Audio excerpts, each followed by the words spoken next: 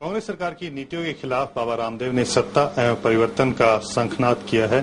कब से ये रैली शुरू करने वाले हैं और क्या क्या एजेंडा रहेगा, इस बारे में बात करने के लिए हमारे साथ हैं खुद बाबा रामदेव। बाबा, कब से शंखनाद शुरू कर रहे हैं और किस तरह से आगे आ रहा है? 1000 सालों में जितना मुगलों और अंग्रेजों ने हिंदुस्तान को नहीं लूटा, उससे ज्यादा इस नेहरू गांधी लुटेरे खानदान ने हिंदुस्तान को लूटा है। देश के अर्थशास्त्री और काले धन भ्रष्टाचार के बारे में जितने भी शोध करने वाली संस्थाएं, सबका निष्कर्ष है कि इनके राजकाज में उसके लिए ये जिम्मेदार है। करीब 100 से 150 लाख करोड़ रुपए देश का बाहर गया और करीब 900 लाख करोड़ रुपए देश के अंदर ही काले धन के रूप में करीब 1000 लाख करोड़ रुपए की लूट की है इस पार्टी ने।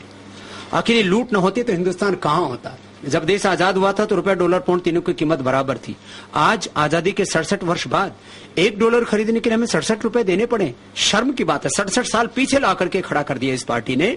तो इस देश में महंगाई, बेरोजगारी, गरीबी, जितने भी कारण हैं, उसके मूल में कांग्रेस की गलत आर्थिक नीति है, इनकी गलत नीयत और देश के साथ जो उन्होंने बार बार छल किया है। आप सोचिए, नेताजी सुभाष चंद्र बोस जो देश के महानायक थे, आजादी के महानायक थे, योद्धा थे, महायोद्धा थे, उनको इन्होंने वार क्रिमिनल घोषित कर दिया अंग्रेजों के साथ मिलकर के। जो हमारे सत्ता का समझौता किया इन्होंने ट्रांसफर ऑफ पावर एग्रीमेंट में। और चंद्रशेखर, राजगुरु, सुखदेव, भगत सिंह को आज तक ये शहीद नहीं मानते, उनकी स्मृति में कोई राष्ट्रीय स्मारक तक नहीं बनाया। ये कृतज्ञ पार्टी है, ये शहीदों का अपमान करने वाली पार्टी है। इसको देश से प्यार है ही नहीं। अपने आप खुद विदेशी गाड़ियों में घूमते हैं, इलाज विदेशी करवाते हैं और पढ़ने के लिए भी विदेश में जाते हैं। हिंदुस्तान की शिक्षा, हिंदुस्तान की चिकित्सा को घटिया मानते हैं और हिंदुस्तान के लोगों को घटिया मानते हैं। तो ऐसी घटिया मानसिकता वाले लोगों को अब देश की सत्ता पर नहीं बैठने चाहिए।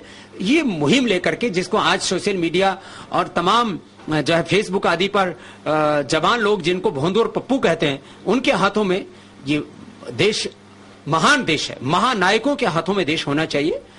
इस पापी पार्टी के रास्ते देश को मुक्ति मिलनी चाहिए। तो क्या आप इसका मतलब साफ तौर पर कहते हैं कि मोदी को अगला प्रधानमंत्री होना चाहिए? हाँ, मोदी में काबिलियत है, उसमें मादा है इन बेईमानों से लड़ने का, और उसने सुशासन की, साहस की एक ऐसी नजीर पेश की है, एक ऐसा उदाहरण पेश किया है और एक अभावों और संघर्षों के बीच में आगे बढ़ करके वो सत्ता के इस मुकाम तक पहुंचा है। सरकार की कड़ी आलोचना और मोदी में काबिलियत है, ये कहते हुए वे भी आपने बाबा रामदेव को